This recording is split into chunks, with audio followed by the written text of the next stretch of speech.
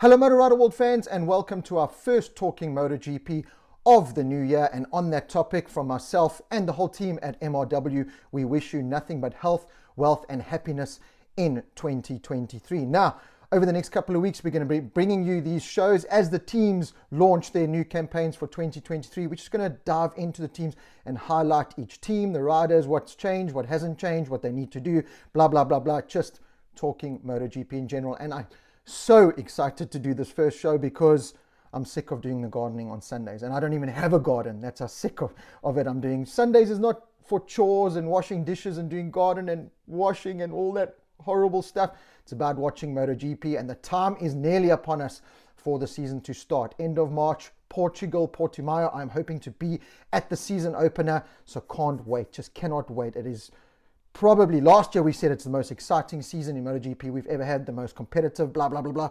Well, 2023 is just on another level in my mind. There's so many factors with riders changing, updates from teams, and there's so much to talk about. But in this first episode, we're going to be talking about the first team that has launched their new livery and their new campaign for the 2023 season. That, of course, is the Monster Energy Yamaha team, the factory team, the only two Yamaha machines on the grid for the 2023 season. Now that's a big talking point in itself, because no more satellite team to help test and it's really up to Fabio Quartararo. It's been up to Fabio Quartararo for the last couple of years now. Franco Morbidelli alongside him, and probably, in fact, most definitely the rider under the most pressure heading into the 2023 season. 2022 was horrible, disgusting, terrible. It really was a waste of a season for Frankie Morbidelli. We all expected so much more. He finally got his chance in the factory team after his brilliant first season in MotoGP with his first season on the Yamaha with Petronas Yamaha, second in the world title. Wasn't happy the following year that he didn't get the factory call-up, was still very much on the old bike, but was still in many ways Yamaha's top contender until he had that crash at Le Mans, hurting his knee, and he just hasn't quite recovered from that yet.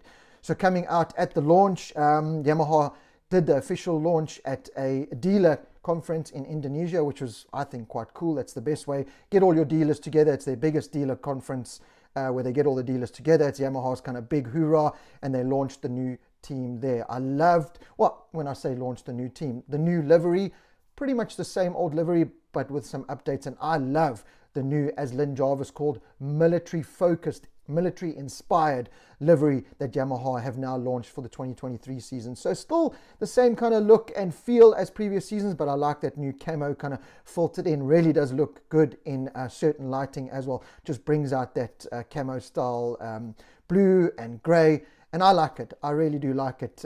Lynn Jarvis saying they're ready to go to war with this new military focus. They've got to have this military focus. They're ready for war. They've got to be focused, adaptable, and efficient. Those are three big words that everyone in Yamaha used heading into the new season, because it is a very big season. They've got to bounce back after losing their world title last year. All hopes were pinned on Fabio Quartararo, had the world on his shoulders, and it wasn't fair in many ways because Yamaha did not give him the package he needed to really challenge for that title. Fabio, we said it week in, week out, was riding over the bike's capability at 110%, and started the season off brilliantly, but at some point it was going to crack, and it did, pretty much from Assen onwards, where you had that crash in with Aleix Spargaro involved. After that, they just couldn't recover. They just couldn't deal with the pressure from the factory Ducati team, of course, of Pecco Bagnaia, but mainly down to the fact that Ducati had 8 bikes on the grid. Fabio wasn't just going up against the factory Ducati of Pecco Bagnaia. He was going up against 6 factory Ducatis and 8 Ducatis in total. Never mind Aprilia, Honda, KTM, Suzuki at the time. Of course, no Suzuki heading into the 2023 season, which is very sad. But yeah, Fabio was the lone ranger in that Yamaha team. Now, he said, I need more power. I need more to be able to challenge for the world title. The big question for 2023 is, has Yamaha been able to give him more?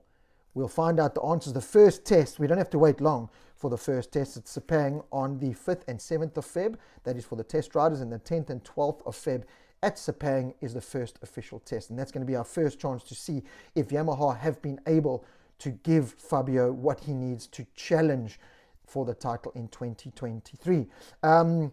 At the official launch, as I said, the new military-inspired livery, still got Monster Energy as their main sponsor. A couple of new sponsors, nice beta livery on the top half of the fairing. Looking at the bike though, compared to the 2022 machine, you can see the big aero updates from the bike. It looks broader, it looks more streamlined, it looks more aggressive in many ways. It's got bigger wings, it's got the little winglets on the side of the fairing now as well. At the launch, they didn't have the tailpiece wings, those Stegosaurus type things that Ducati launched. Yamaha did test it at the end of last year with Fabio. They didn't have it present on the bike there. We'll have to wait and see if they bring it out in the Sepang test. I'm pretty sure they will be bringing that out to challenge. They're going to be throwing everything they can. Lynn Jarvis and all the top techs from Yamaha saying they're starting from a blank piece of paper, but they really are fully focused to give everything they can to give Fabio the tools to go for the championship. One thing I did notice is there was a lot of give Fabio the tools he needs to go for the title. There wasn't, with regards to Franco Morbidelli, it was like, we just hope we can get him back to, his form. There wasn't really any talk of him, setting the world alight, going for the title. Franco Morbidelli came out saying he's starting from a clean slate. He really wants to just forget about the past and start from a clean slate and try and build. He's excited for the sprint races because it's going to give him just more track time, more race track time, more race setup time. And I think for riders like him that need confidence, that could be a good confidence builder, more races. Speaking of the sprint races, a lot of pressures on the riders and the team. Me, as a selfish MotoGP fan, I think it's fantastic to see more races. That's what we want as fans, to see more races. 42 races these teams and riders have to go at this year, including the sprint races. Now, Fabio Quartararo came out and said he understands why Dorna have done it. He understands it's better for the fans, it's better for the show. But for them as riders, it's going to be a lot more physical. It's going to be a lot more mentally demanding. Preparation's really hard because, how do you attack these sprint races? You need to go and race, but at the same time, it's on the Saturday. How much do you risk? Because the main points are on the Sunday main race, but those points that you can pick up on the Saturday sprint race could ultimately determine where you finish in the championship come the end of the year, because, those points could go against or be the reason why you win the MotoGP championship. Every single point counts, and there's points up for grabs in these sprint races. But if you get it wrong, crash, putting pressure on the team to now fix your bike for the race on Sunday, did you damage yourself? Did you hurt yourself? There's a lot for the teams and riders. So yes, as a selfish MotoGP fan, I love it. I think it's going to bring more excitement because there's so many factors to be thrown in with it. But internally, from a team's point of view and riders' point of view, it's a lot of pressure on them financially, mentally, physically. Going to wait to see who kind of plays that best. It's going to be who handles those sprint races best. I think for the riders like Fabio Quartararo, I think it'll play into his hands, just being able to run soft in many cases on that Yamaha. We know how good that Yamaha is out of the box. Well, we don't know how good the new 2023 bike is, but we certainly know that it will be good. Fabio Quartararo is going to be challenging for this title, whether Yamaha have made a big step or not. Even if they're on the bike as they did last year, we know Fabio will be challenging. It's whether, he has to ride this 110% week in and week out. That's going to be the big question mark. If Yamaha could just give him that extra little bit of horsepower that he needs, I think it's more than that. I know everyone was saying, they need more horsepower.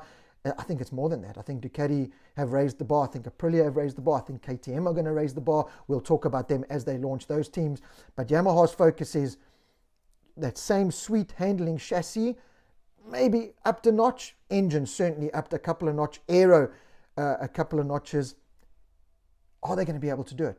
The Valencia test at the end of last year was dismal. It was terrible. Fabio came out saying the bike felt exactly the same. That horsepower that they felt in Misano with the extra power and extra top speed just wasn't there at the Valencia test. We know Valencia is not really a track for top speed. Sepang will be a true reflection on where Yamaha are. Carl Crutchlow, the Yamaha test rider, has come out saying that they have found new speed, but finding that new speed has dented in other areas. So they're going to have to try and put that all together.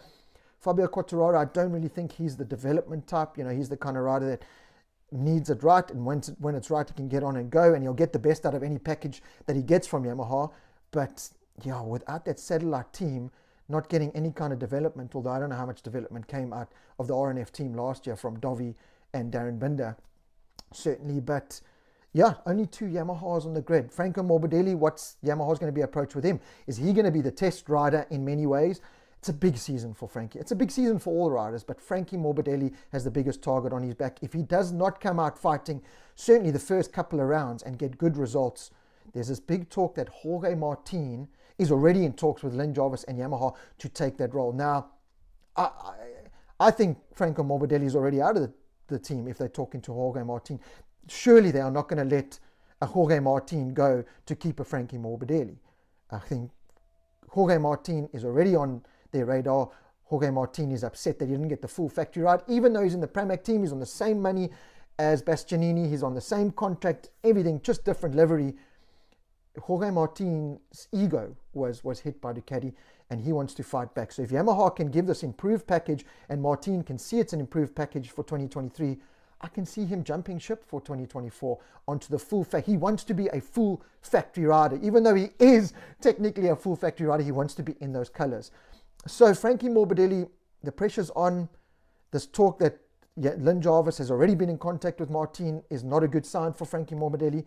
But if he doesn't come out fighting and get good results his first couple of rounds, I think it'll be announced. You know, MotoGP is so brutal. Contracts mean, virtually nothing anymore in the paddock. I saw that firsthand being in the paddock last year.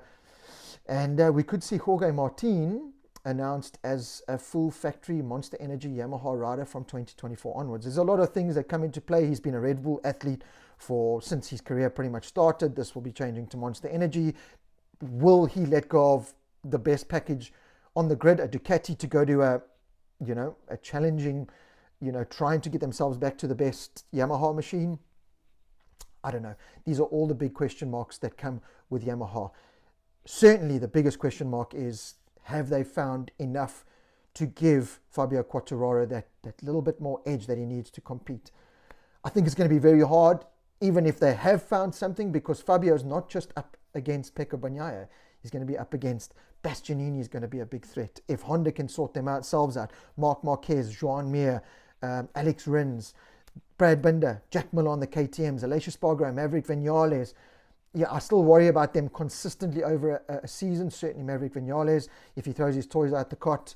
Aleix Espargaro, I think, had his best season last season. I think he's going to have good results, but I don't think he's going to be a title contender. Have Aprilia been able to make a step up? Miguel Oliveira and Raul Fernandez having 2 more Aprilia on the grid, I think that's going to help them. Or is it going to stretch their resources? We know they're not the biggest company in terms of MotoGP resources in the paddock. So many questions. But looking at the Monster Energy Yamaha team for 2023, I love the new livery. I know it's not a huge step up, but I like the updates. I like the changes. I like that military focus, ready to go to war. And the question mark is now, are they ready to go to war? We'll find out soon enough with the first Sepang test coming up. Stay tuned to our YouTube channel and our Facebook page. Of course, we'll do these kind of segments touching on each team. The next team will be the Cressini Ducati team launching their livery. Then it's the factory Ducati team launching. And as the teams launch closer towards that, the MotoGP testing, we'll touch upon each and every team. I hope you enjoyed this little segment on the Monster Energy Yamaha team. Subscribe, like our channel, stay tuned, and we'll be talking a lot more MotoGP over the coming weeks and, of course, the season.